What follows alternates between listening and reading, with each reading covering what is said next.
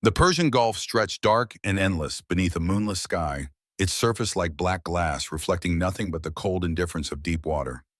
60 nautical miles off the Iranian coast, the USS Columbia moved through that darkness like a predator, silent and unseen, her hull cutting through the depths at 400 feet below the surface.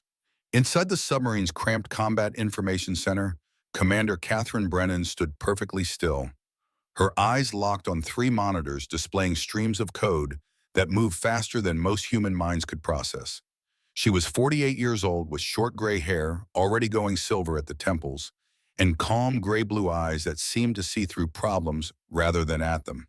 Her uniform was crisp despite 16 hours on duty, her posture relaxed but ready like a coiled spring that knew exactly when to release. The code on her screens was wrong, not obviously wrong, not catastrophically wrong, just off, like a symphony where one violin was tuned a quarter tone flat. Most people wouldn't notice. Most people wouldn't care. But Catherine Brennan had written half the Navy's cyber warfare protocols, and she could hear the discord as clearly as a conductor hearing a missed note. Commander, the voice came from her left. Lieutenant Collins, young and eager, and still believing that rank meant you had all the answers. The carrier group's systems are showing green across the board. Everything nominal. Brennan didn't look away from her screens. Her fingers moved across the keyboard with the fluid precision of a concert pianist, pulling data layers that most of the crew didn't know existed. "Tell me something, Lieutenant," she said quietly, her voice barely audible over the hum of electronics and ventilation. "When was the last time an Iranian fishing trawler maintained a perfect grid search pattern for 6 hours straight?" Collins pulled up the surface track display. Sure enough, a civilian vessel had been methodically sweeping the area above them, its movements too precise, too deliberate to be searching for fish. I didn't notice that, ma'am." "You weren't supposed to," Brennan said. "They're very good, but they made one mistake." She pulled up a secondary monitor isolating a data packet that had pinged off the Columbia's hull-mounted sensors 3 minutes earlier. To anyone else, it would look like routine underwater acoustic noise. Ocean ambience, background static. To Brennan, it was a digital fingerprint. "They're using the trawler's sonar to map our position." She continued, her voice still that same calm monotone. "And they're uploading that data to a shore station that's been trying to penetrate the carrier group's fire control systems for the past 40 minutes. They're not targeting us, they're targeting the Reagan." The USS Ronald Reagan flagship of Carrier Strike Group 5 was operating 200 miles to the east with 5,000 sailors aboard and enough firepower to level a small country. It was also at that precise moment, completely unaware, that hostile actors were attempting to hijack its weapon systems. Captain James Stafford entered the CIC, his weathered face showing the kind of calm that only came from 30 years of service and more close calls than he cared to remember. He was a SEAL before he was a submarine commander, and he moved with that peculiar economy of motion that marked men who'd learned to be silent in places where noise meant death. "Talk to me, Cat," he said, using the nickname that only he was allowed to use. Brennan's fingers never stopped moving. Code scrolled across her screens like water flowing downhill, and she was reading it the way other people read newspapers. "They're attempting a man-in-the-middle attack on the Reagan's torpedo guidance system," she said. "If they succeed, every Mark 48 on that carrier could be turned into a weapon against our own ships. We're looking at potential fratricide on a catastrophic scale. 5,000 dead in the first salvo." Stafford's jaw tightened, but his voice remained steady. "Can you stop it?" "I can stop it," Brennan said, "but I'll need to violate about 15 different protocols to do it, and I'll need you to trust me when I can't explain what I'm doing or why." It was a test. They both knew it. Stafford could order her to follow procedure, to go through channels, to request authorization from the strike group commander. By the time that authorization came through, assuming it came at all, the Iranian cyber warfare unit would have completed their attack. Or he could trust the woman who'd saved his ass more times than either of them could count. "You've got 60 seconds, Stafford said. "Make them count." Brennan's fingers became a blur. She wasn't typing code so much as conducting it, her mind 3 steps ahead of her hands. She pulled protocols that existed only in classified briefings. Weaponized software that wasn't supposed to exist outside of theoretical papers, and her own personal toolkit of solutions that she'd developed over 20 years of hunting threats in the digital dark. 30 seconds. The Iranian attack was sophisticated, multi-layered adaptive. It learned from each defensive measure and evolved accordingly. It was quite possibly the most advanced cyber weapon Brennan had ever encountered. 20 seconds. She stopped trying to block it. Instead, she gave it exactly what it wanted: access to the fire control system. But the system she gave it access to was a phantom, a perfect digital replica that existed only in the attacker's perception. They thought they were inside the Reagan's weapon systems. In reality, they were inside a sandbox that Brennan had constructed in real time, a trap made of pure code and mathematical elegance. 10 seconds. She traced the attack back through its own connection, following the digital breadcrumbs like Hansel and Gretel in reverse, and she found the Iranian shore station, found its command protocols, found the human operators who thought they were winning. 5 seconds. Brennan rewrote their own code against them. She turned their weapon into a mirror, and when it fired into itself. The Iranian cyber warfare unit's entire network collapsed in a cascading failure that would take them months to understand and years to rebuild. 0. The monitors went green. Every system, every protocol, every threat indicator. The attack wasn't just stopped. It was erased as if it had never existed. Brennan leaned back in her chair, her first movement in 60 seconds, and exhaled slowly. "Threat neutralized," she said quietly. The Reagan never knew it was in danger. Stafford looked at the screens, then at Brennan, then back at the screens. "Kat, what you just did, that was a violation of direct orders, 3 international treaties, and probably the laws of physics," Brennan finished for him. She allowed herself the smallest smile. "But everyone goes home alive. I'll take that trade." Later, in Stafford's private quarters, with the doors sealed and the conversation officially not happening, the captain poured 2 glasses of whiskey that wasn't supposed to exist on a submarine and handed one to Brennan. "Admiral Thornton called while you were saving the world," he said. "He wants you in Washington. Deputy Director of Cyber Command, corner office. 3 stars, the whole package." Brennan took a sip of the whiskey, let it burn down her throat. "I've turned down that job 3 times now, Jim." "I know, and he's running out of patience. So am I, frankly. Kat, you're the best cyber warfare officer in the entire Navy. Hell, probably the entire Department of Defense. But you keep hiding down here in the dark with us submarine cowboys doing work that nobody sees and taking credit for nothing. Why?" She was quiet for a long moment, staring at the amber liquid in her glass. "Because admirals sit in offices and make policy," she finally said. "They brief congressmen and shake hands and play politics. And that's important work, I suppose. But it's not my work. My work is here in the fight, where I can actually make a difference. The moment I take that promotion, I become a bureaucrat. And the Navy has plenty of those already." Stafford shook his head. "You can't stay a commander forever, Kat. Eventually they're going to force that star on you." "Then they'll force it," Brennan said. "But I won't ask for it, and I won't chase it. The work matters. Everything else is just noise." "You know what your problem is?" Stafford said, but there was affection in his voice. "You're too damn good at being invisible. Someday someone's going to notice. And when they do, you won't be able to hide anymore." Brennan's smile drained her glass. "The quietest sailors save the most lives, Jim. You taught me that." "I did," Stafford admitted, "but I never thought you'd take it quite so literally."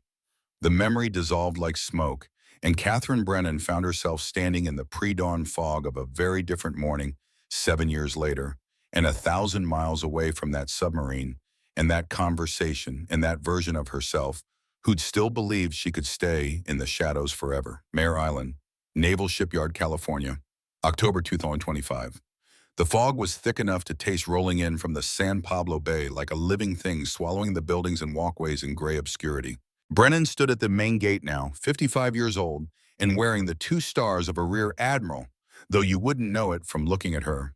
She'd specifically chosen a plain olive drab flight suit with no rank insignia, no name tape, no unit patches. Just a woman in military-adjacent clothing with a small backpack over one shoulder and a personal tablet in her hand. The security guard at the gate was 19, maybe 20, with the kind of face that suggested he'd enlisted straight out of high school and hadn't yet encountered anything in the Navy that couldn't be solved with enthusiasm and a checklist. He was also, Brennan noted with professional disapproval, half asleep. She walked past him without slowing down. "Morning, ma'am," he called out, his voice automatic, his eyes barely focusing. He didn't ask for ID, didn't check her clearance, didn't question why a civilian was entering a restricted military facility at 5:45 in the morning. Brennan made a mental note on her tablet. Entry checkpoint Alpha compromised. Guard failed to verify credentials, challenge unknown personnel, or maintain adequate alertness. Security culture degraded. She walked deeper into the facility, her steps silent on the wet concrete, the fog turning everything more than 20 feet away into ghostly suggestions. The Sentinel facility was here buried 3 levels underground beneath what had once been a submarine maintenance building.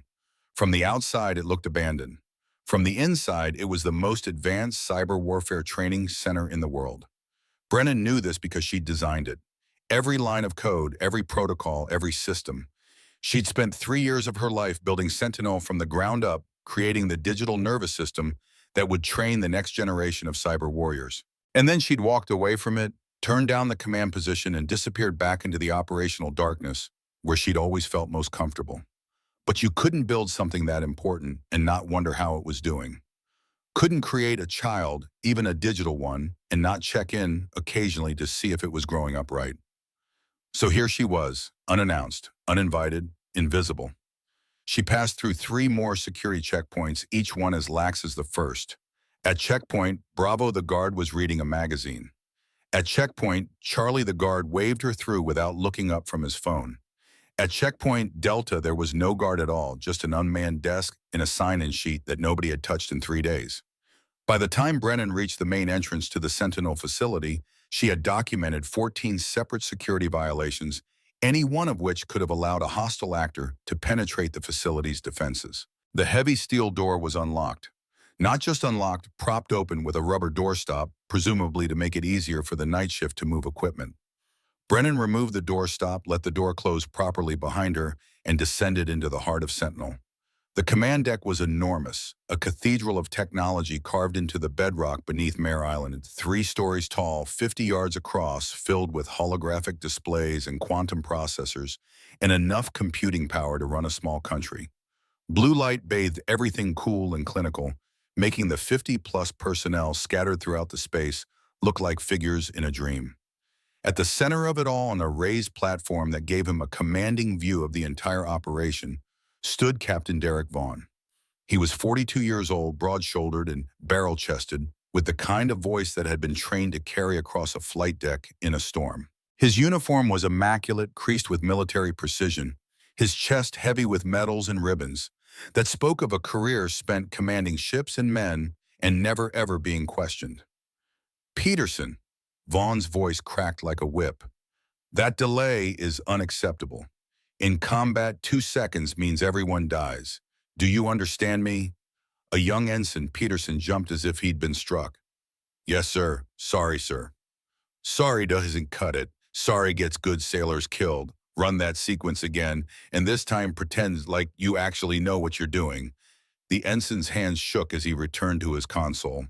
The other personnel on the deck kept their heads down, focusing on their screens with the kind of intensity that suggested they were less interested in their work and more interested in not becoming Vaughn's next target. Brennan watched from the shadows near the primary server node, a position that gave her access to one of Sentinel's core systems while keeping her out of direct line of sight. Her tablet was already connected to the facility's network through a hardwired link that she'd installed herself during the construction phase, a backdoor that existed in the physical architecture itself. It was meant for emergency maintenance.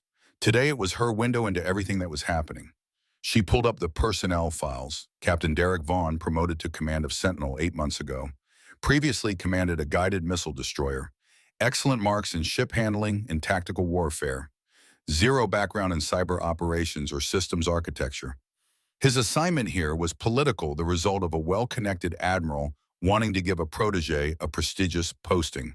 In other words, they'd put a ship driver in charge of a digital fortress and expected it to work out fine. Brennan returned her attention to the command deck, watching Vaughn interact with his crew. Watching the way they flinched when he raised his voice. Watching the way they stayed silent when they should have been asking questions.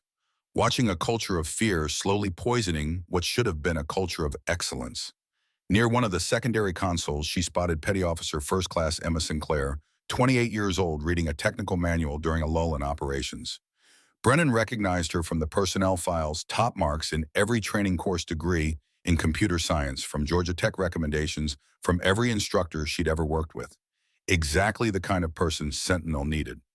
Vaughn noticed her too.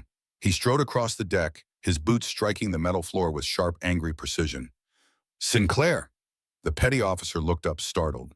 Sir, what exactly do you think you're doing? Sinclair held up the manual. Sir, I was reviewing the authentication protocols. I noticed some inconsistencies in them. Did I ask you to review protocols? No, sir, but I thought, you're not paid to think, petty officer. You're paid to monitor Station 7. So why don't you close that little book, put your hands on your keyboard, and do the job you were actually assigned? Sinclair's face flushed red. Yes, sir. She returned to her station, the technical manual clutched in white-knuckled hands, her initiative punished, her curiosity crushed. Around the deck, the other personnel carefully avoided making eye contact, each one silently grateful that they weren't the target this time. Brennan made another note on her tablet. Command culture toxic.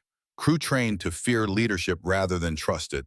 Initiative actively discouraged. Sinclair showed analytical thinking was punished for it. Systemic failure. She'd seen enough. The inspection could have ended right there with a damning report that would have gotten Vaughn relieved and probably ended his career.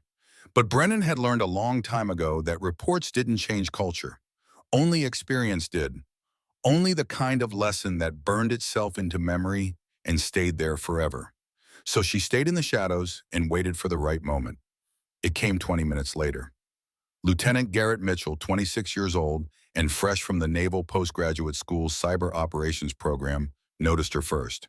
He was monitoring the quantum encryption nodes, and his screen showed an anomaly, a user accessing the network through an unregistered hardline connection. Someone was in the facility who shouldn't be using the access protocols that didn't appear in any official documentation. Mitchell pulled up the security camera feeds, scanning for the intruder. Found her standing near the primary server node, perfectly still, her attention completely absorbed by the tablet in her hands. He should have reported it immediately, should have alerted Vaughn, called security-initiated lockdown protocols. But something stopped him. Maybe it was the woman's complete lack of urgency, the way she stood there, as if she had every right to be exactly where she was. Maybe it was the fact that her intrusion wasn't triggering any of the automated alarms, as if the system itself recognized her presence as legitimate. Or maybe it was just instinct, the feeling that sometimes the most important thing a sailor can do is watch and learn before acting. Mitchell kept monitoring her, but he didn't sound the alarm. Vaughn, meanwhile, was conducting a wargame simulation called Black Talon, a scenario designed to test the crew's response to a coordinated cyber attack on Pacific Fleet assets. He was in his element now, calling out orders, moving units across the holographic display, his voice filled with the kind of confidence that came from knowing that he was the smartest person in the room. All stations prepare for scenario escalation, he announced. Enemy forces are attempting to penetrate our defensive perimeter. I want countermeasures deployed in sequence, Alpha 3-9er. Show me what you've got. People. The crew responded, their fingers flying across keyboards, their eyes locked on screens. And on the main holographic display, the battle played out in real-time, blue icons representing friendly forces and red icons representing the enemy. All of it a carefully choreographed dance of electronic warfare. What none of them realized, what Vaughn certainly didn't realize, was that the Black Talon scenario was using deprecated authentication protocols that Brennan had specifically flagged as vulnerable during the facility's construction phase. She'd left them in place, deliberately, a test within a test, a trap waiting for someone careless enough to trigger it. Vaughn was about to be that someone. Brennan watched the scenario unfold on her tablet, seeing the data flows that the crew couldn't see, the underlying architecture that supported the simulation. She saw the moment when the Black Talon scenario's authentication tokens created a handshake with Protocol Omega Sentinel's emergency failsafe system. She saw the recursive loop begin to form, and she did absolutely nothing to stop it.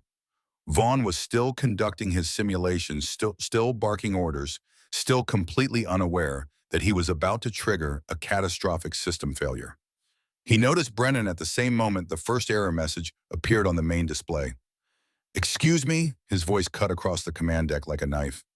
You there near the server node? Brennan didn't look up from her tablet. Her fingers continued their methodical movement across the screen, tracing data flows and authentication sequences with the kind of focus that made the rest of the world cease to exist. Ma'am, Vaughn's voice went up in volume and authority, in the kind of anger that comes from being ignored. This is a restricted military facility. How did you get in here? Still Brennan said nothing. On her screen, the recursive loop was building momentum seconds away from triggering Protocol Omega's lockdown sequence. She could stop it with 4 keystrokes. 4 simple commands, and the crisis would be averted before it began. She entered 0 keystrokes. Vaughn started moving his boots heavy on the metal floor, closing the distance between them with the kind of aggressive stride meant to intimidate.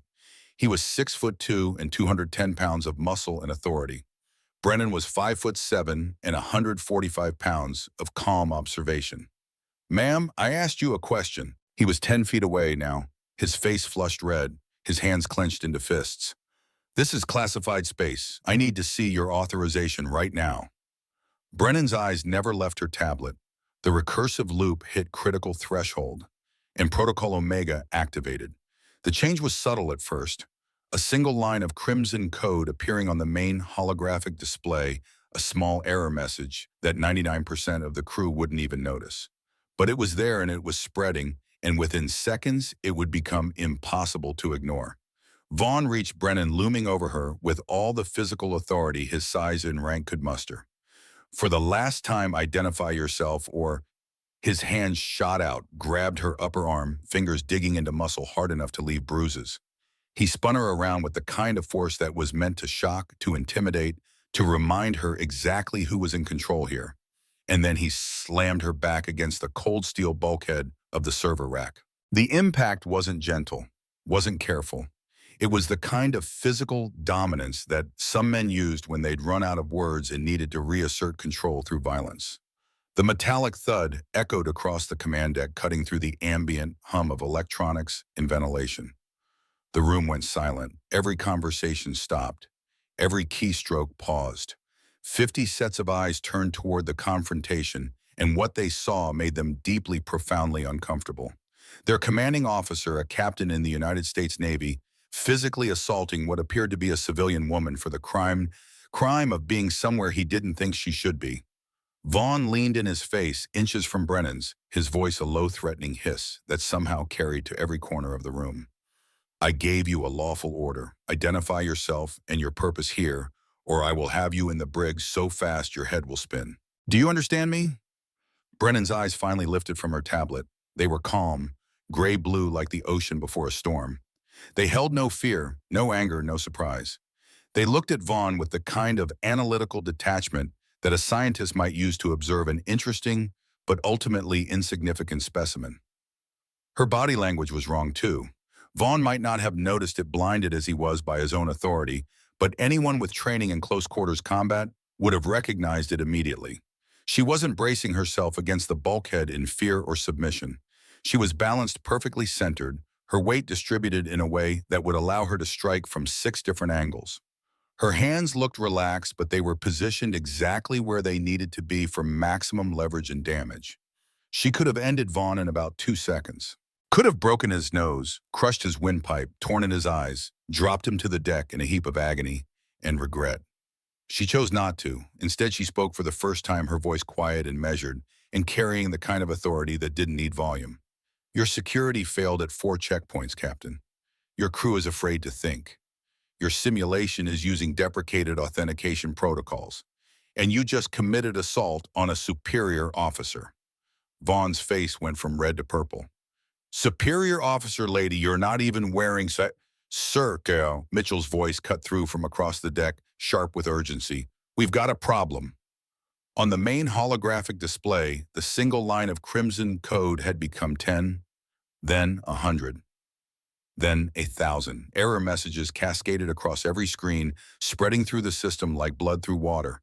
The ambient hum of the electronics changed pitch, became strained, became wrong, and then the alarms began to scream. Red emergency lighting flooded the command deck, bathing everything in the color of danger and panic. The holographic tactical display, which moments before had shown the carefully controlled chaos of the Black Talon wargame, dissolved into static, its three-dimensional complexity collapsing into two-dimensional noise. A synthesized voice, calm and emotionless and utterly terrifying in its mechanical certainty, echoed through the space. Protocol Omega engaged, system integrity compromised, lockdown initiated. Vaughn released Brennan, spinning toward the main display, his face transitioning from anger to confusion to the first stirrings of real fear. What the hell is that? Someone tell me what's happening. Mitchell was frantically pulling data logs, his fingers flying across his keyboard with the kind of speed that came from genuine skill. Sir, it's Protocol Omega, the fail-safe system. It's locking us out. Then override it. I can't. Primary control is locked. I don't have the clearance to. Another alarm joined the first, this one higher pitched, more urgent. The temperature in the room began to drop as the quantum processor cooling systems misread the lockdown as a meltdown scenario.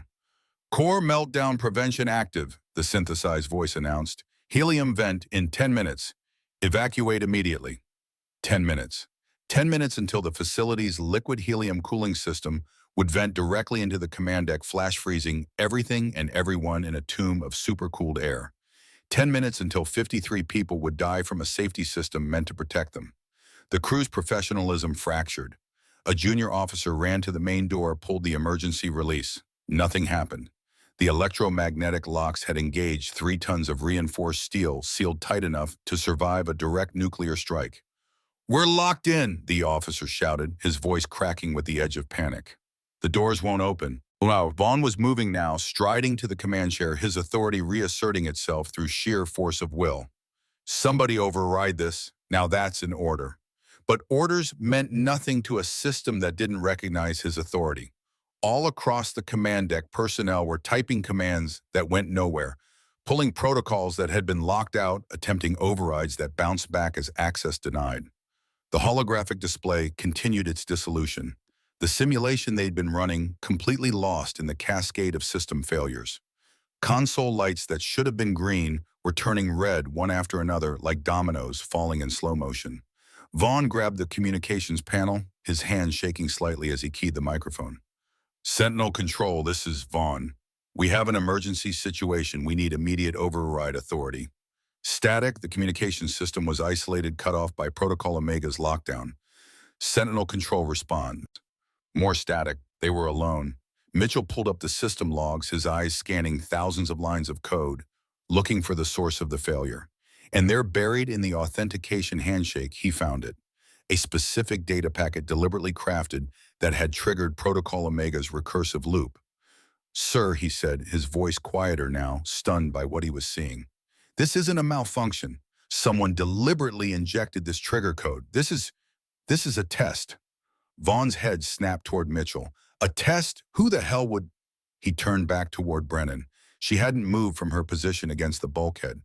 While chaos erupted around her, while alarms screamed and personnel panicked, and the countdown to catastrophe ticked away, Catherine. Brennan stood in perfect stillness. Her tablet was still in her hands, still showing calm blue schematics, while every other screen in the facility blazed crimson warnings. Her expression hadn't changed. Not fear, not satisfaction, not vindication. Just that same analytical observation, watching the crisis unfold with the detachment of a researcher monitoring an experiment. In the doorway leading from the Commodore's office, James Stafford appeared. He was 62 now, his hair gone completely gray, his face carrying the weight of 4 decades in the Navy. But he moved with the same economy of motion that Brennan remembered from the Columbia, and when he saw her standing calm in the midst of the storm, his weathered face went pale. "Derek," he said, his voice carrying, despite not being raised. "Stop." But it was already too late. The test was in motion, and it had 8 minutes left to run. The countdown displayed on every functional screen, 8 minutes 43 seconds. 8 minutes until the liquid helium coolant system would flood the command deck, turning the air itself into a killing frost. 8 minutes until 53 people would learn exactly how it felt to freeze from the inside out. Vaughn stared at Brennan, his face a canvas of confusion and dawning horror. Around him, his crew descended further into panic. Someone was crying, someone else was pounding uselessly on the sealed door. The training, the discipline, the careful military bearing, all of it evaporating under the pressure of imminent death. You, Vaughn said, his voice hoarse. You did this. Brennan's calm gray eyes met his. I triggered the test, yes. Protocol Omega has a recursive authentication loop that activates when specific war game scenarios use deprecated security tokens. I designed that vulnerability deliberately. You've been running this facility for 8 months, Captain. You should have found it by now. You're insane. You've killed us all. No, Brennan said quietly. I've revealed what was already here. A command culture based on fear.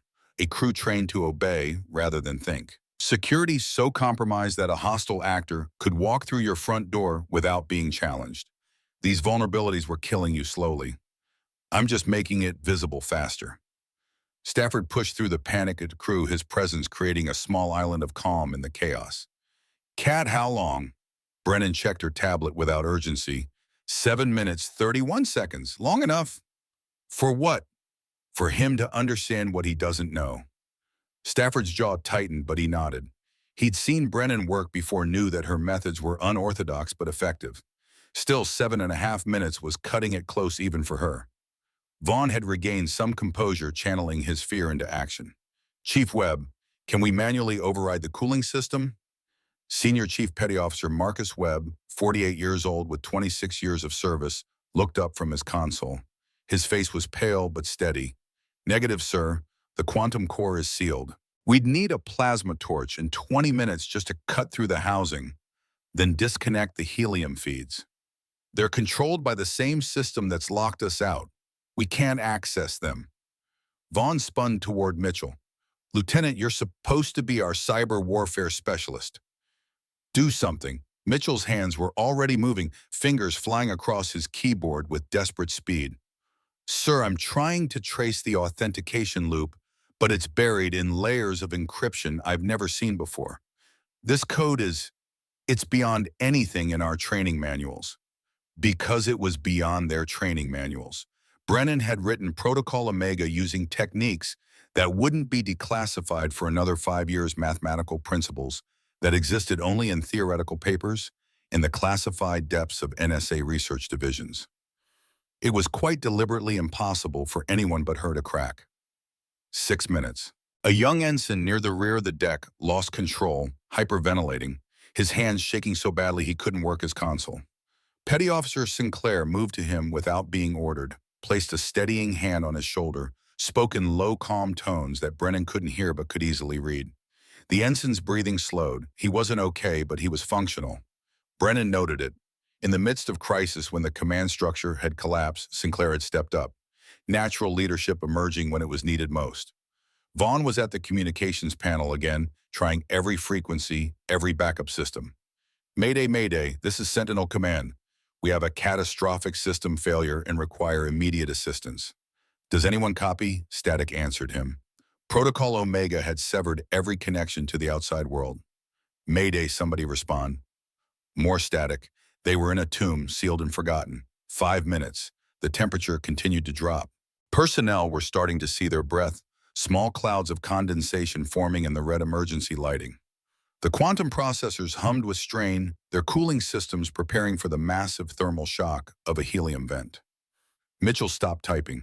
His screen showed thousands of lines of code, none of them making sense, all of them leading to dead ends and circular references. Sir, I can't crack it. This encryption it's like nothing I've ever encountered. It's almost like it's alive, adapting to every approach I try. Then try harder. I am trying, but whoever wrote this knew exactly how we tried to break it and sealed off every possible approach. It's perfect. Mitchell's voice trailed off as understanding dawned. His eyes moved from his screen to Brennan, really seeing her for the first time. It's not just good code, it's masterwork. Whoever wrote this is operating on a completely different level than anything we've encountered. Brennan allowed herself the smallest smile. The kid was smart. Smarter than Vaughn, certainly. Smart enough to recognize when he was outmatched and humble enough to admit it. 4 minutes. Stafford moved beside Brennan, his voice low enough that only she could hear. Cat, I know what you're doing. I understand the lesson. But these are good sailors. They don't deserve to die for Vaughn's failures. They won't die, Brennan said simply, but they need to believe they might. Fear is an excellent teacher, Jim. It strips away pretense and reveals truth. Watch. She gestured toward the crew. And what Stafford saw confirmed what Brennan had already diagnosed. The command structure had completely collapsed. No one was looking to Vaughn anymore. Instead, they were looking to each other, forming small clusters of mutual support. Mitchell coordinating with Webb and two other technicians pooling their expertise. Sinclair moving between stations, offering encouragement and practical help. Even the ensign who'd been hyperventilating was back at his console, his fear channeled into focused determination. Without Vaughn's intimidating presence, without his demands for obedience and his punishment of initiative, the crew was beginning to function like an actual team. 3 minutes, 30 seconds. Vaughn saw it too. Saw his authority evaporating, saw his crew organizing without him. And something broke inside him. The confidence, the certainty, the absolute conviction that he was the smartest person in the room, all of it crumbling like a sandcastle before the tide. Please, he said, and the word came out broken. He was looking at Brennan now, his eyes desperate. Please, whoever you are, if you can stop this, stop it. These people, they're my responsibility. I'm asking you. Please. It was the first real thing Brennan had heard him say. No bluster, no authority, no demands. Just a man who'd finally run out of pretense and found himself completely out of his depth. But she didn't move, didn't reach for her tablet, didn't enter the 4 keystrokes that would end this. 3 minutes. Sir, Webb's voice cut through the tension. The helium system is entering prevent sequence. Once it starts, it can't be stopped. We're at the point of no return. The synthesized voice confirmed it. Core coolant vent sequence initiated. Evacuation no longer possible. Personnel advised to assume crash positions. 2 minutes, 45 seconds.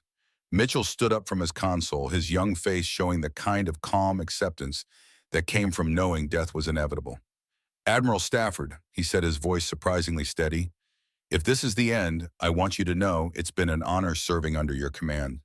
Others echoed the sentiment, not to Vaughn, to Stafford, to each other. Small acts of grace in the face of death. Vaughn had collapsed into the command chair, his head in his hands, his shoulders shaking with silent sobs. All the authority, all the confidence, all the certainty had been burned away, leaving nothing but the terrified core of a man who'd finally realized how little he actually knew. 2 minutes. Brennan walked away from the bulkhead. Her movements were calm, unhurried, as if she had all the time in the world. The crew watched her with a mixture of hope and confusion. This woman who triggered their death sentence was now moving toward a secondary engineering terminal, one of the smaller consoles relegated to maintenance tasks and diagnostic functions. Vaughn looked up, his face streaked with tears.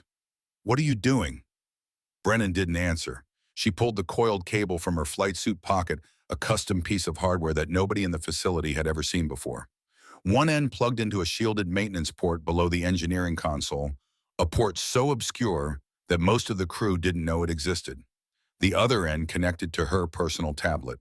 Her fingers began to move. 1 minute, 30 seconds. It wasn't typing, wasn't the frantic hammering of keys that Mitchell had been doing. It was something closer to music, a fluid choreography of gestures and taps and swipes. She wasn't fighting the system. She was conversing with it, speaking its native language, with the fluency of a mother tongue. On her tablet's screen code began to flow. Not the standard programming languages that the crew knew, not Python or C++ or Java. This was something else, something fundamental, the machine language that existed beneath all the user-friendly abstractions. It looked more like mathematics than code-elegant equations that described the very architecture of Sentinel's operating system. 1 minute. On the main holographic display, still showing nothing but red chaos and error messages, a change began. A single point of white light appeared in the center of the static, small at first, barely visible, but it grew, expanding outward in a perfect circle, pushing back the red corruption, like dawn banishing night. 45 seconds. The white circle expanded further, and within it, the original tactical display began to reconstruct itself. The blue icons of friendly forces, the carefully balanced simulation parameters, all of it emerging from the chaos with mathematical precision. 30 seconds. More systems came online. Console lights shifted from red back to green. The temperature stabilized the cooling system, recognizing that the crisis was resolving. The alarms didn't just shut off, they were systematically disengaged in sequence from the least critical to the most urgent, a cascading restoration that mirrored the cascading failure in reverse. 15 seconds. The holographic display completed its reconstruction. The Black Talon wargame scenario sat frozen exactly where it had been when Protocol Omega triggered, as if the intervening minutes of terror had never existed. 10 seconds. The emergency lighting shifted the harsh red, giving way to the calm operational blue that was Sentinel's normal state. The main doors disengaged their locks with a soft pneumatic hiss. Fresh air began to circulate as the ventilation systems came back online. 5 seconds. The final alarm silenced. The countdown timer disappeared. The synthesized voice made its last announcement. Protocol Omega disengaged, all systems nominal. Normal operations resumed. 0. Complete silence fell across the command deck. Not the silence of fear or anticipation, but the stunned silence of people who'd just watched the impossible happen, who'd stood at the edge of death and been pulled back by a woman with a tablet in 90 seconds of the most extraordinary technical prowess any of them had ever witnessed. Brennan disconnected her cable with the same calm precision she'd shown throughout, coiled it carefully and tucked it back into her flight suit pocket, gave the now stable displays one last analytical glance, confirming her work. Only then did she turn to face the room. 53 sets of eyes stared at her. Some showed relief, some showed awe, some showed the dawning recognition that they'd completely misjudged the woman standing before them. Mitchell was the first to speak, his voice barely above a whisper. "That code you used, that wasn't in any manual I've ever seen." "It's Sentinel's original source code," Brennan said quietly, "the foundation that everything else is built on. I wrote it in 2016. The implications of that statement rippled through the crew like a shockwave. She'd written it, not contributed to it, not worked on a team that developed it. She personally had created the fundamental architecture of the system they used every day. Webb found his voice next. "Ma'am, who are you?" Before Brennan could answer, Stafford stepped forward. His weathered face was grave, his movements formal and precise. He came to full attention, his back ramrod straight, and rendered the sharpest salute of his 40-year career. The kind of salute reserved for the highest ranks, the most profound respect, the deepest acknowledgement of authority. "Admiral Catherine Brennan," Stafford said, his voice resonating with a weight that made everyone in the room straighten unconsciously. "Welcome to Sentinel. This facility is yours to command." The word hung in the air like a physical presence. "Admiral," the crew's collective gasp was soft but audible, a rushing exhalation of shock and understanding and sudden terrible comprehension. They turned as one toward the main holographic display where Stafford was already pulling up a classified personnel file. And there, hovering in three-dimensional blue light for everyone to see, was Catherine Brennan's service record. Rear Admiral Catherine Elizabeth Brennan, United States Navy. 2 stars gleaming beside her name. Director of Special Cyber Operations Command. Lead architect of Project Sentinel 2015 to 2018. The list of medals and commendations scrolled past Distinguished Service Medal with Oak Leaf Cluster, Defense Superior Service Medal with 2 Oak Leaf Clusters, Legion of Merit Navy Commendation Medal with Valor Device, education credentials that read like a fantasy's Bachelor of Science in Quantum Computing from MIT Doctorate in Systems Architecture, from Caltech graduate of programs so classified that their names were redacted even in her official file. Security clearance TS/SCI-TK, top secret, sensitive compartmented information talent, keyhole. The kind of clearance that meant she had access to intelligence so sensitive that most of the people in the room would never know it existed. And at the bottom of her record in bold text that made several crew members actually step backward, current assignment, Sentinel Operational Readiness Evaluation. Status unannounced inspection. Vaughn's face had gone beyond white. It was gray now, the color of ash, the color of a man watching his entire world collapse in real time. He'd physically assaulted the flag officer. He'd grabbed her, manhandled her, slammed her against the bulkhead, and threatened her with the brig, in front of witnesses, on camera. with every second documented. His career wasn't just over, it was obliterated. He tried to speak, his mouth working soundlessly, his hands trembling. Finally, words emerged, broken and desperate. "Admiral, you weren't wearing any rank. I didn't know." Brennan's calm gray eyes met his, and there was no anger in them. No vindication, no satisfaction. Just that same analytical observation, as if she were examining a specimen and noting its responses. "That was the point, Captain Vaughn," she said quietly. "A real adversary won't announce themselves. They won't wear rank insignia or identify their purpose. They'll look like a lost analyst with a tablet. Your security failed at 4 different checkpoints because your guards were complacent. Your crew panicked under pressure because you trained them to fear you rather than trust you. Your systems were vulnerable because you never bothered to understand them. And you committed assault on a superior officer because you made assumptions based on gender and appearance." Each word was delivered without heat, without judgment, just simple factual observation, which somehow made them more devastating than any shouted accusation could have been. Stafford stepped forward, his voice formal. "Captain Vaughn, you are hereby relieved of command, pending a full investigation into your conduct and the operational readiness of this facility. You will confine yourself to quarters. 2 Marines will escort you." As if summoned by the words, 2 Marine guards appeared at the entrance to the command deck. They moved with the silent efficiency of professionals, flanking Vaughn but not touching him. Not yet, giving him the dignity of walking out under his own power. Vaughn stood slowly, his legs barely supporting him. He looked around the command deck one last time, at the crew he'd commanded with fear and intimidation, at the systems he'd never truly understood, at the Admiral he'd assaulted in his arrogance. "Admiral Brennan," he said, his voice cracking. I'm sorry, I never meant to." "Your intent is irrelevant," Brennan said. "Only your actions matter, and your actions demonstrated a fundamental failure of judgment, character, and competence." The Marines guided Vaughn toward the exit. He went without resistance, without protest, a broken man who'd finally understood exactly how far he'd fallen. The moment the door sealed behind him, the command deck erupted in a chaos of whispered conversations, shocked exclamations, nervous glances. 52 people trying to process what they'd just witnessed, trying to reconcile the quiet woman in the plain flight suit with the legend whose service record now glowed above them. Brennan let them talk for 30 seconds. Then she spoke, her voice not loud but somehow cutting through every conversation. "Return to your stations." The effect was immediate. The crew snapped to attention, moved to their consoles, their movements sharp and precise in a way they hadn't been under Vaughn's command.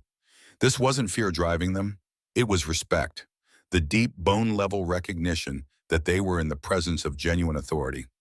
"The test you just experienced was designed to evaluate your crisis response capabilities under catastrophic conditions," Brennan continued. "You were not supposed to solve it. Protocol Omega's recursive loop is deliberately unsolvable without specific knowledge of the source code architecture. This was an assessment of your procedures, your culture, your ability to function when normal command structure breaks down." She paused, letting that sink in. "You failed," she said simply. "Your initial response was panic. Your communication broke down. Your security protocols had already failed before the crisis even began.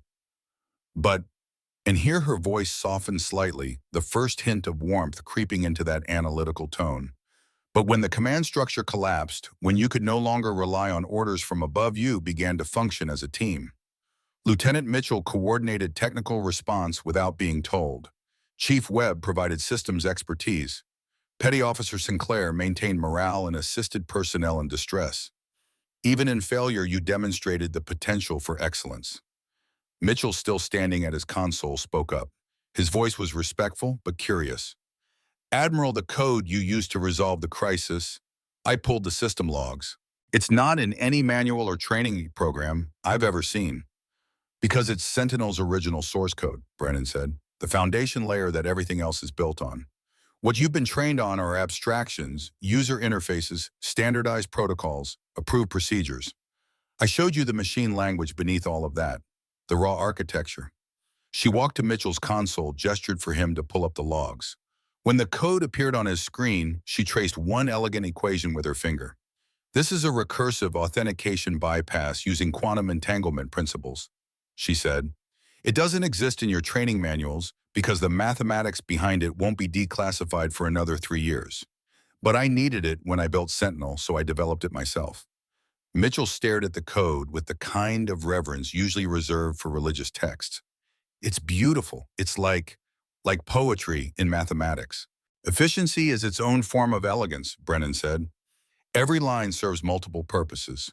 No wasted operations, no redundant processes. That's the difference between adequate code and masterwork. She turned to address the full crew again. I will be conducting a comprehensive review of Sentinel's operations over the next few weeks. This will include systems audits, personnel interviews, security assessments, and cultural evaluation. My goal is not punishment. My goal is to ensure that this facility is prepared for real-world threats, not just simulated ones. Stafford stepped forward. Admiral, the crew needs to understand the stakes. Why this matters? Brennan nodded. Commodore Stafford is correct. When Sentinel was designed in 2015, it was purely a training facility. But in 2023, after I'd moved to other assignments, this facility was upgraded and connected to active Pacific Fleet combat systems. You're not just running simulations anymore. The work you do here directly supports real warships, real missions, real sailors in harm's way. She pulled up a classified tactical map on the main display showing the disposition of the Pacific Fleet. Carrier strike groups, submarine patrols, surface action groups, all of it connected through data links that ran through Sentinel's infrastructure. If a hostile actor penetrates this facility, they don't just compromise training exercises, Brennan continued. They compromise the entire fleet. They could disable communications, corrupt targeting data, sabotage navigation systems. The catastrophic failure you just experienced in simulation could become a catastrophic failure in combat. And instead of 53 people at risk, you'd have 50,000. The crew absorbed this in silence. The weight of their responsibility, previously abstract, suddenly very real. Sinclair raised her hand hesitantly. Admiral, permission to speak. Always petty officer. I don't require permission for questions. I require them to be good questions.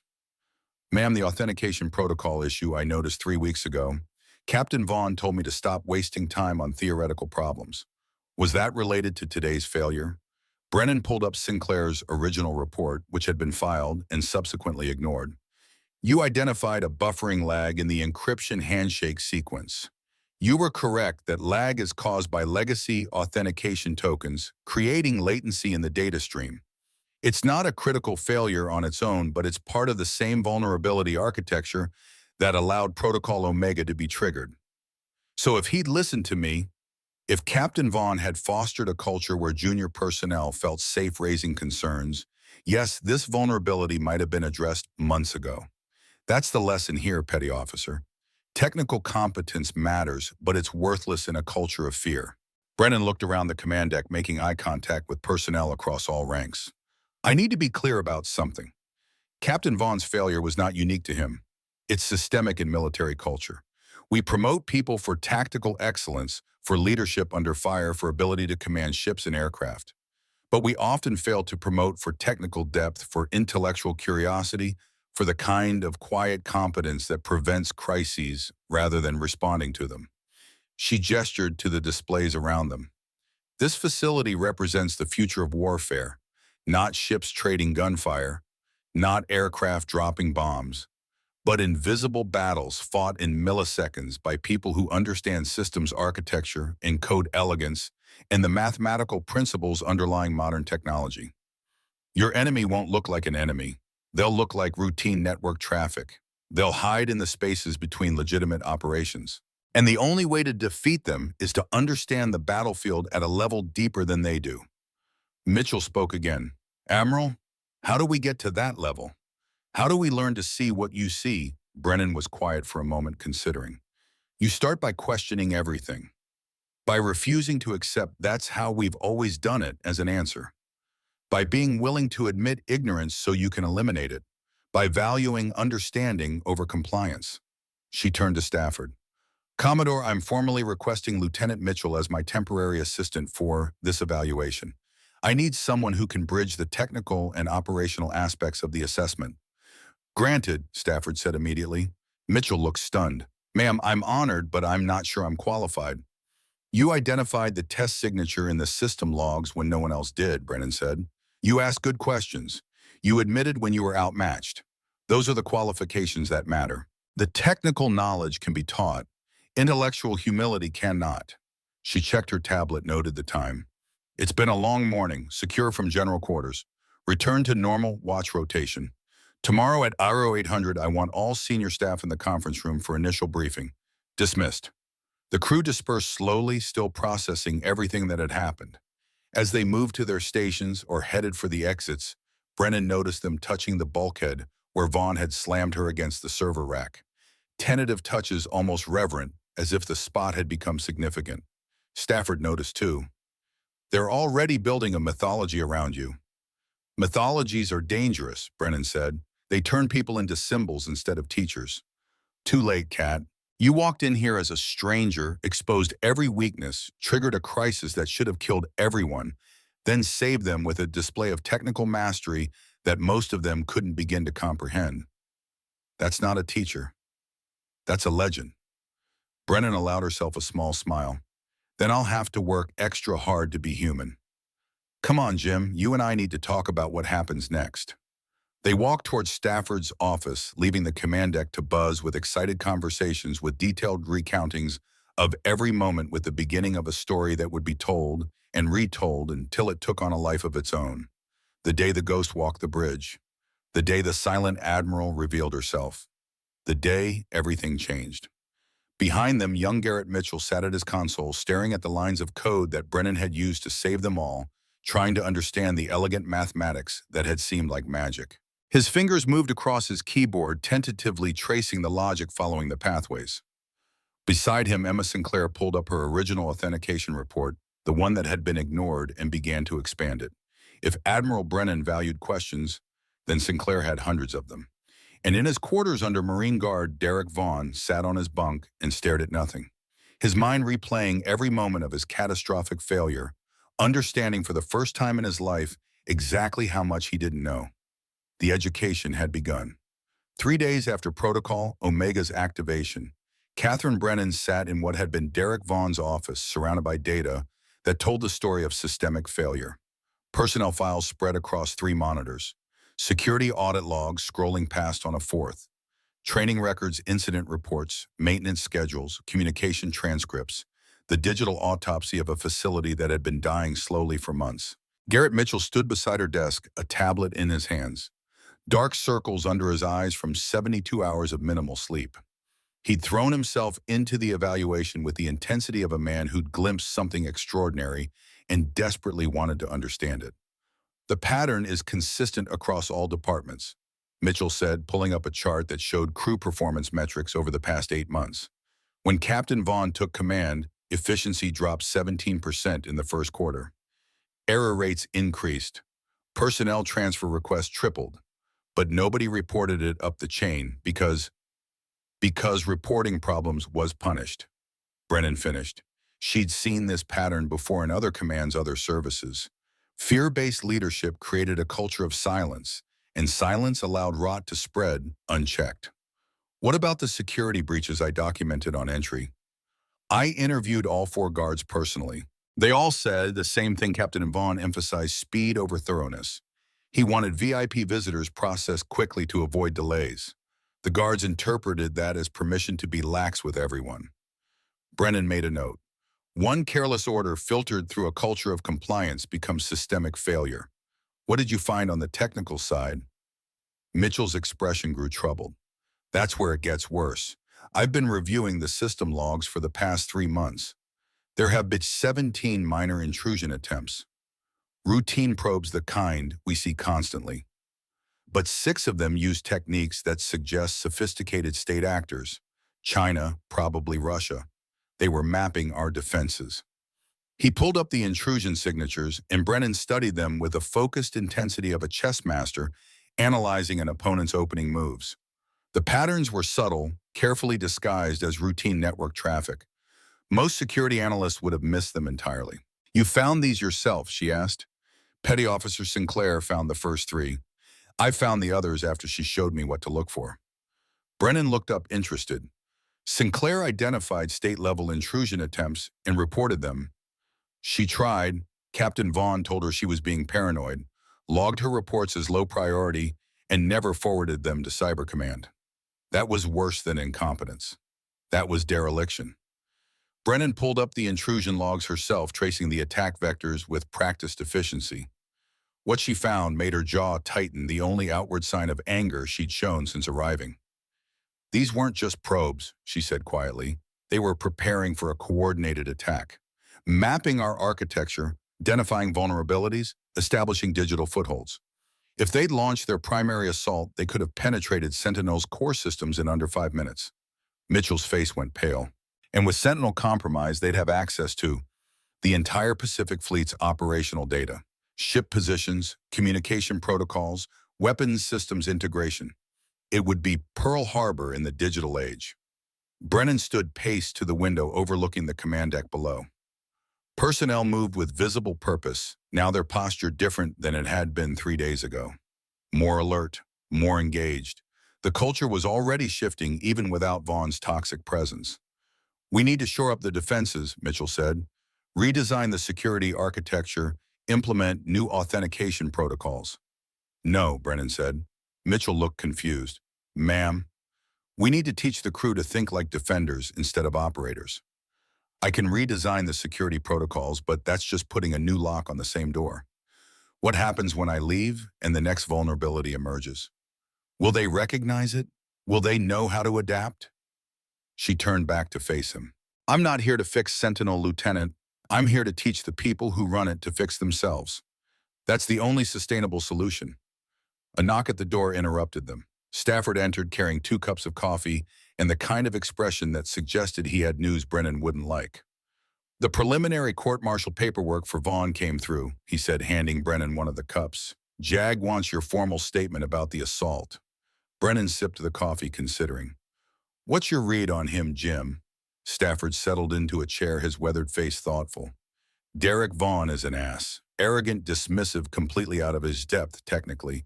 But he's not malicious. He's a product of a system that promoted him for the wrong reasons and put him in a position he was never qualified for. That doesn't excuse assault on a flag officer." "No, it doesn't. But Kat, you've always believed in redemption over punishment. What happened 30 years ago, when I could have ended your career?" Brennan smiled slightly at the memory. "You gave me a second chance, sent me to advanced training instead of a court-martial, told me that potential without humility was just arrogance waiting to fail bigger. And look how that turned out," Stafford said.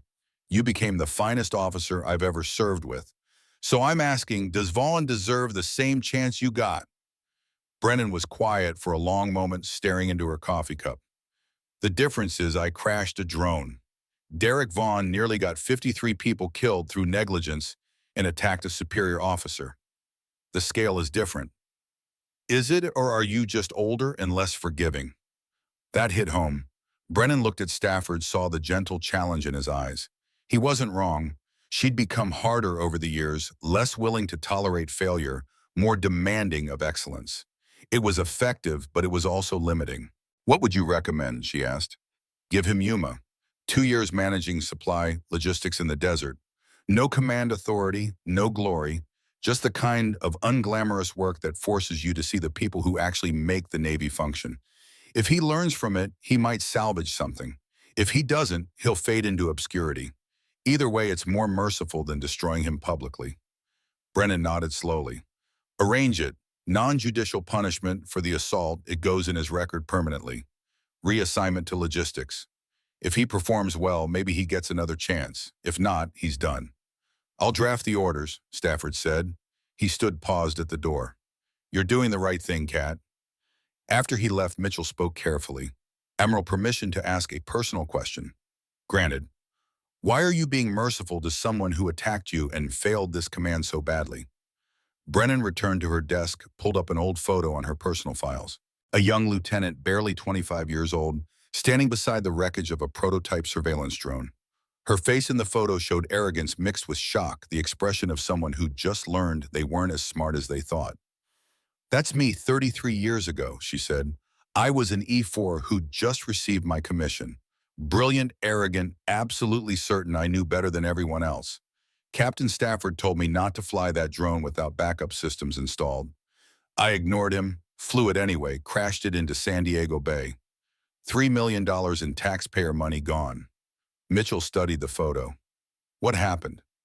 Stafford had every reason to end my career right there.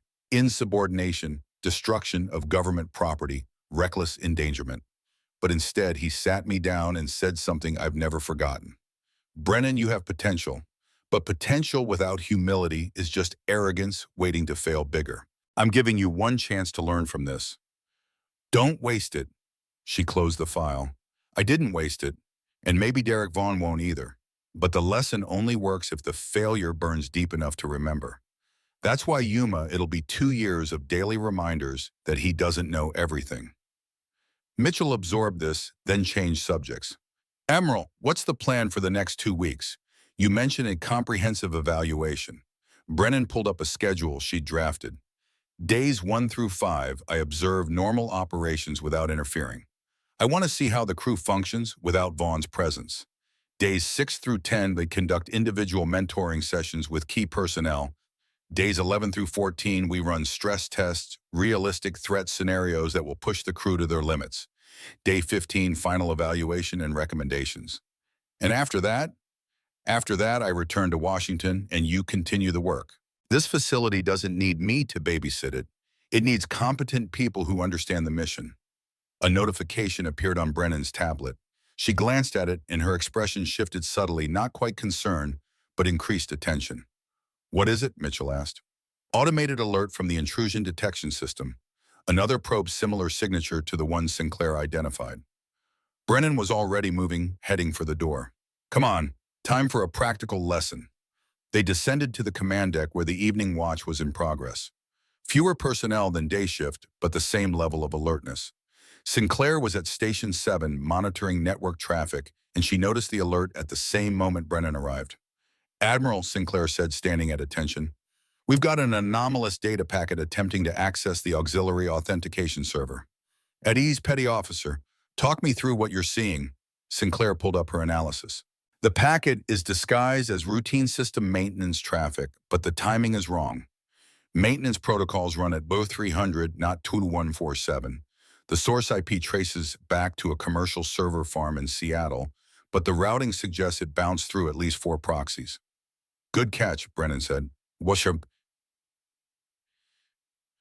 assessment? I think it's another mapping attempt. They're testing our response time, seeing how long it takes us to identify and block suspicious traffic. You're correct. Now, what would Captain Vaughn have told you to do?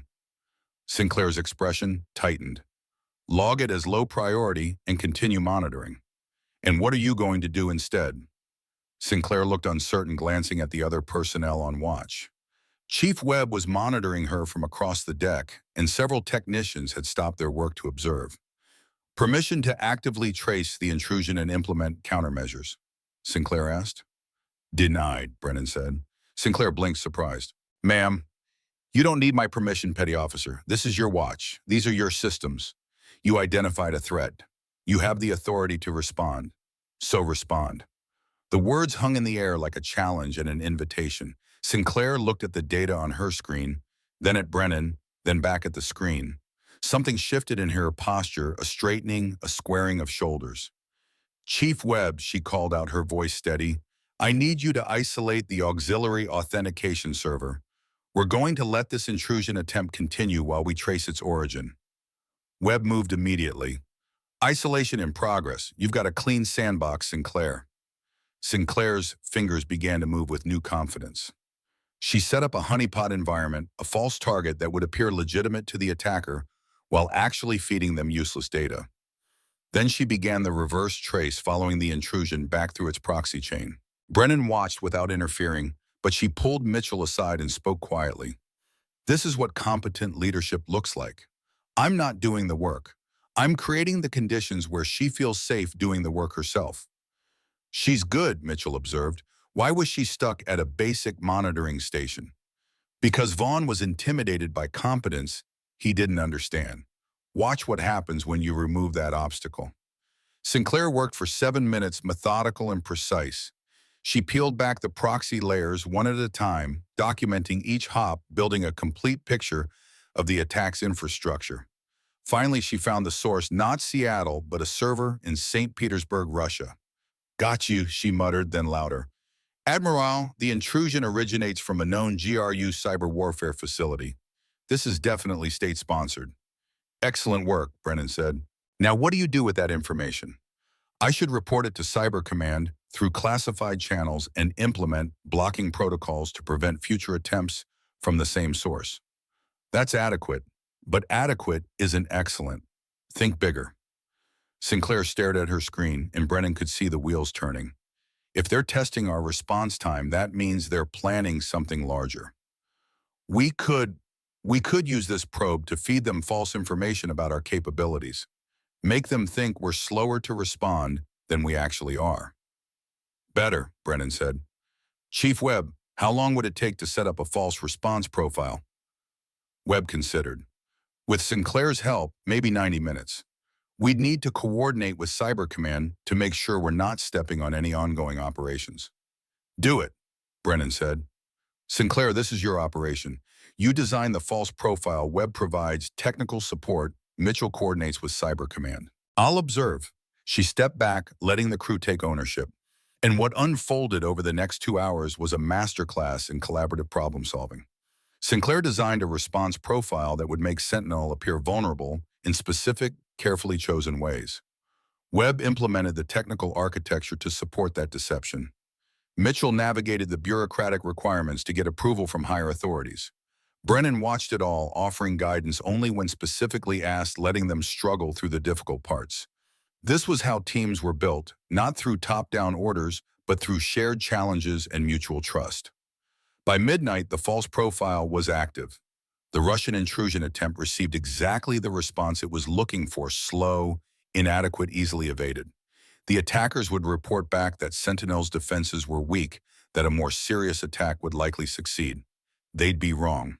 But they wouldn't know that until it was too late. After the watch change, Brennan found Sinclair in the crew break room, staring at a cup of coffee with the exhausted satisfaction of someone who'd just accomplished something significant. Permission to join you, petty officer. Sinclair stood quickly. Of course, Admiral. At ease. This is off the record. Brennan poured herself coffee, sat across from the younger woman. That was excellent work tonight. You identified the threat, developed an appropriate response, and led the team effectively. Why haven't you applied for officer commissioning? Sinclair looked down at her coffee. I tried once. Captain Vaughn said my application would be denied because I lacked leadership experience. He was wrong. You have leadership instincts that most officers never develop. The question is whether you have the confidence to use them. I don't know if I do, ma'am. When you told me I didn't need your permission tonight, I almost froze. I kept thinking, what if I'm wrong? What if I make a mistake? You will make mistakes, Brennan said simply. Every officer does. Every human does. The difference between competent and incompetent leaders isn't whether they make mistakes, it's how they respond to them. She pulled out her tablet, showed Sinclair the photo of the crashed drone. I told Lieutenant Mitchell this story earlier, but you should hear it too. 33 years ago, I destroyed $3 million in equipment because I was too arrogant to listen to my commanding officer. I thought I knew better. I was wrong. Sinclair studied the photo. What did your CO do? He gave me a choice: accept a court-martial and probably get kicked out, or accept punishment and the chance to learn from my failure. I chose the second option, and for 2 years after that, every time I felt too confident, every time I thought I had all the answers, I remembered that drone at the bottom of San Diego Bay. So the mistakes never go away. No, but they become teachers instead of failures.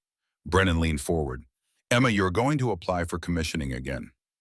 I'm going to write your recommendation personally, and when you become an officer, you're going to make mistakes.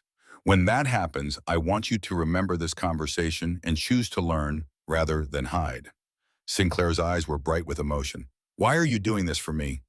Because 30 years ago, someone did it for me, and the only way to honor that gift is to pass it forward. Brennan stood. Get some rest. Tomorrow, I want you to brief the senior staff on tonight's operation. Your operation, your briefing. She left Sinclair sitting there processing the weight of opportunity and responsibility. The next morning, Brennan called Derek Vaughn to her office. He entered slowly, his uniform still crisp, but his bearing completely different. The arrogance was gone, burned away by 3 days of contemplating his catastrophic failure. What remained was something raw and uncertain. "Sit down, Captain," Brennan said. Vaughn sat, his hands clasped in his lap, unable to meet her eyes. "The preliminary court-martial paperwork has been withdrawn," Brennan said. "Instead, you're receiving non-judicial punishment for assault on a superior officer. It will be permanently noted in your service record. You will never make Admiral. You will probably never command a ship again. Do you understand?" "Yes, ma'am." His voice was barely audible. "Additionally, you're being reassigned to Naval Supply Systems Command, Yuma, Arizona. 2 years. You'll manage logistics and inventory for a Marine Corps training facility. No command authority, no tactical operations, just the unglamorous work of making sure the right supplies reach the right people at the right time." Vaughn looked up, confusion breaking through his misery. You're not court-martialing me." "No, I'm giving you the same chance I was given 30 years ago when I failed spectacularly. But understand this, Derek, this isn't mercy. This is education. And it will only work if you're willing to learn." She pulled out a book, placed it on the desk between them. "Leadership and Self-Deception" by the Arbinger Institute. "Read this, then read it again. It's about seeing people as people, not objects. About understanding how our own biases blind us to reality." Vaughn picked up the book with trembling hands. "Admiral, I don't know what to say. After what I did to you, don't thank me. Earn it. Go to Yuma. Do the work. Listen to the people around you, especially the enlisted personnel who actually know how logistics functions. Learn to value competence over compliance. And in 2 years, if you've actually changed, maybe you'll get another chance. And if I haven't changed, then you'll spend the rest of your career in obscurity, and that will be exactly what you deserve." Brennan's gray eyes were steady, not unkind, but absolutely clear. "The Navy gave you authority, Derek. You confused that with competence. Now you have to earn the competence that should have come first." Vaughn stood, the book clutched like a lifeline. "I will, ma'am. I swear I will." After he left, Stafford entered from the adjoining office where he'd been listening. "That was generous," he said. "That was pragmatic," Brennan corrected. "Derek Vaughn has another 20 years of service ahead of him. Better to turn him into a useful officer than throw away that potential completely. Besides, if he does learn, he'll be able to teach others. If he doesn't, he removes himself from positions of authority. Either way, the Navy wins." The next 2 weeks unfolded with methodical precision.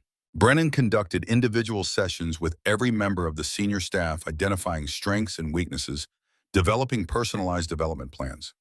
She ran increasingly complex threat scenarios, pushing the crew to their limits and teaching them to function under pressure without panic. Chief Webb learned advanced systems architecture directly from the woman who designed those systems.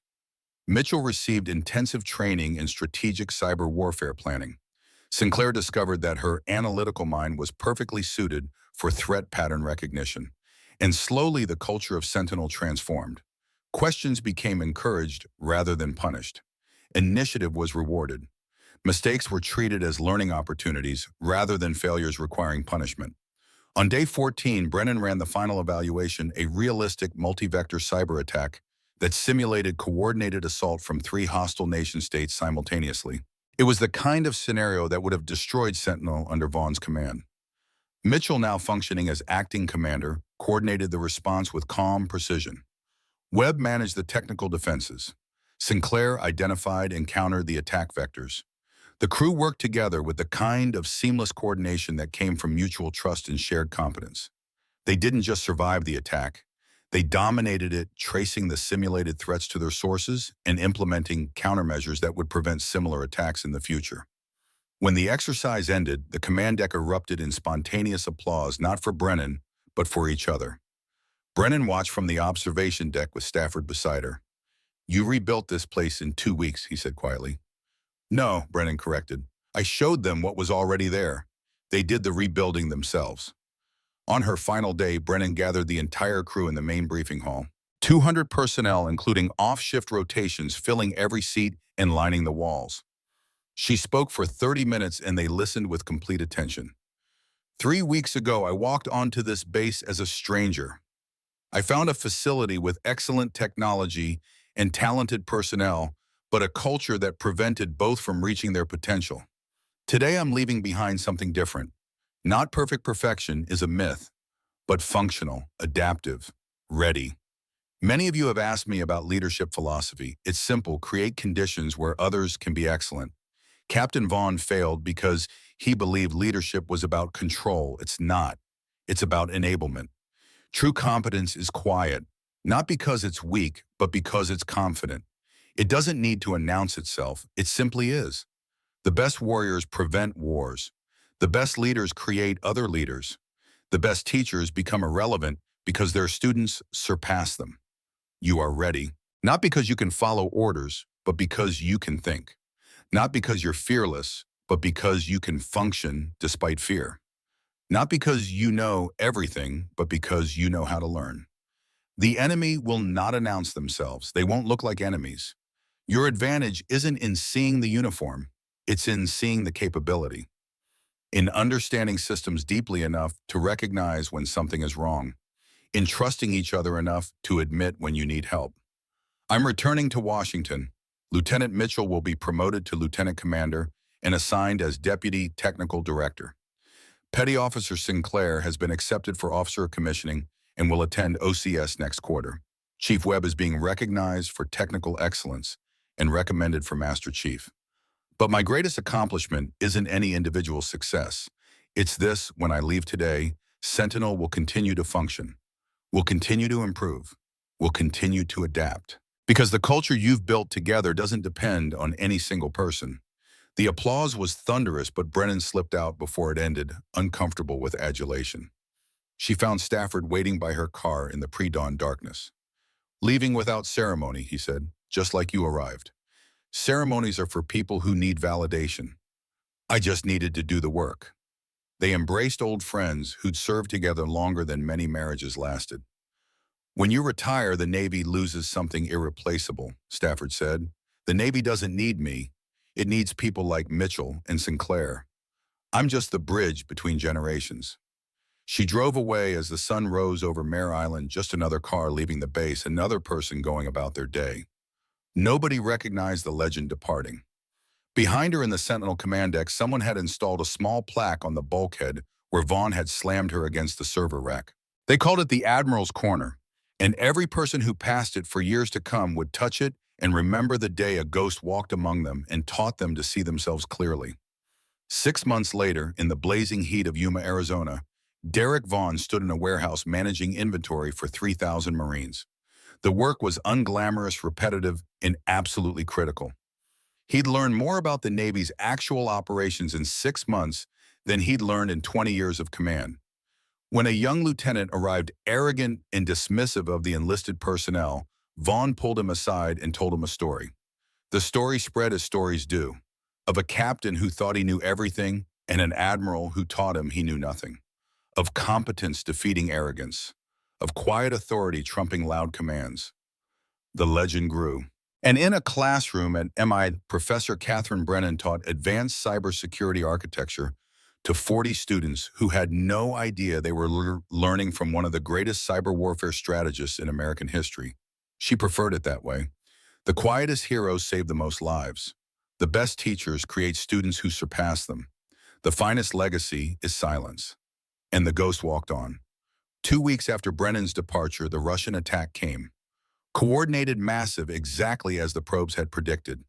They hit Sentinel with everything: zero-day exploits, AI-driven adaptive malware, distributed denial-of-service attacks from 17 countries simultaneously.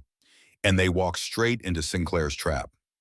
The honeypot Sinclair had designed fed them false data for 47 minutes, while Mitchell's team traced every node, every connection, every operator.